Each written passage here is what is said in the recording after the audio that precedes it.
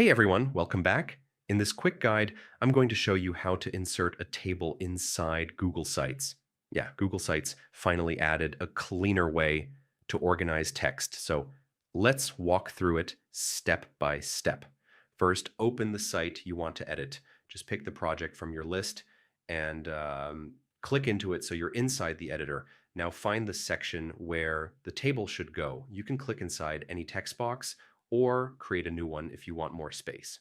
All right, once your text cursor is in the right spot, look at the toolbar and hit the table icon. A small grid will pop up and you can choose how many rows and columns you need, maybe like 3 by 3 or whatever fits your layout.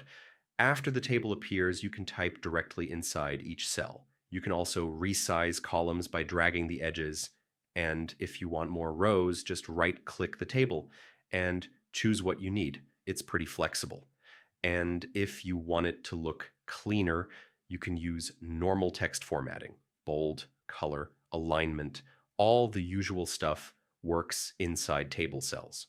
When you're done, click Preview to see how the table looks live. And if everything seems right, go ahead and hit Publish. That's pretty much it. So yeah, that's how you insert and customize a table in Google Sites. If this helped you out, feel free to subscribe for more quick guides. Thanks for watching.